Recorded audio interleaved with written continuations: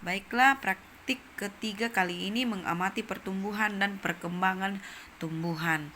Yang pertama-tama, alat dan bahan, gelas plastik transparan, kemudian kertas saring, kemudian biji kacang merah yang sudah direndam selama semalam. Setelah kita menyediakan alat dan bahan tersebut, kemudian pertama-tama kertas saringnya kita letakkan di dasar, lalu diberi air sedikit.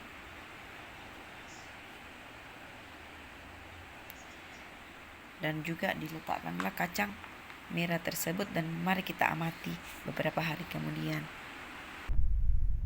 Hari kedua, kacang merah tersebut mulai mengeluarkan atau mulai membelah dan mengeluarkan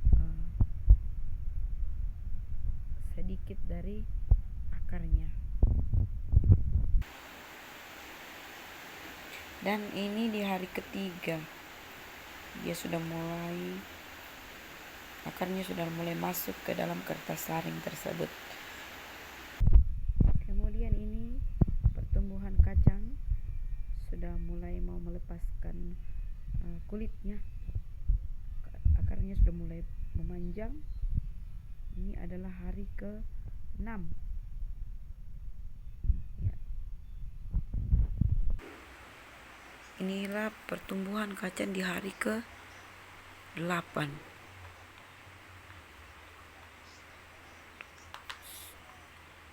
Jadi jika air di dalam gelas tersebut sudah mulai kurang, harus diteteskan ya sedikit-sedikit agar dia tetap tumbuh. Kalau tidak, nanti dia jadi kering.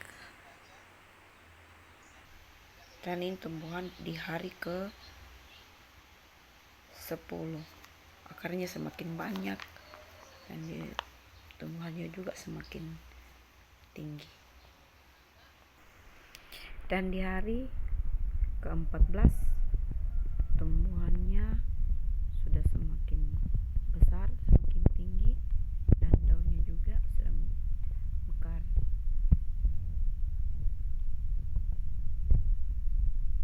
Demikianlah pertumbuhan pada kacang merah tersebut.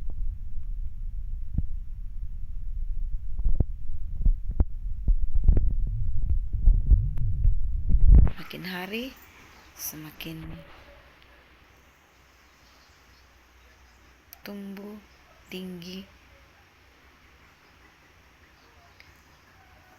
hancurkan. Jadi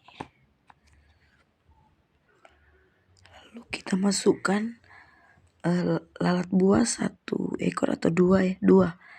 Tapi satunya itu lagi sembunyi. Ya. Kebetulan ada lalat buah yang masuk.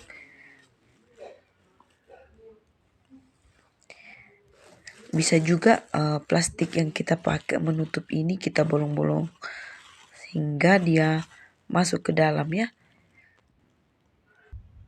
Jadi setelah ada lalat masuk ke dalam buah tersebut, kita akan tutup dengan karet.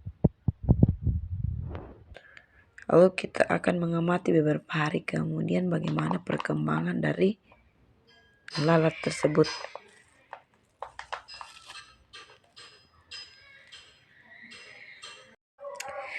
Baik, setelah 11 hari, ternyata lalat buah tersebut yang hanya berjumlah 2 ekor sekarang telah berubah menjadi banyak sekali.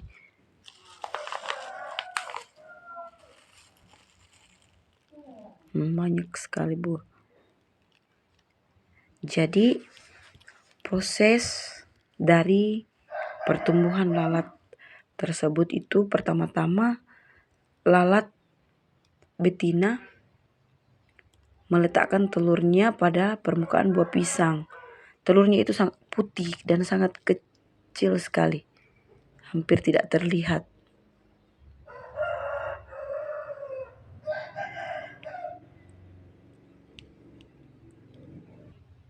Jadi telur lalat buah tersebut itu menetas sekitar 24 jam.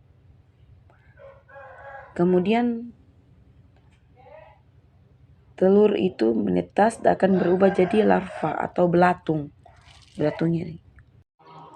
Nah, inilah dia belatung yang bermula dari telur lalat buah tersebut nih, sangat kecil, hampir tidak terlihat. Nih, dia mulai bergerak. Nah, setelah itu dia akan memakan buah pisang tersebut ini.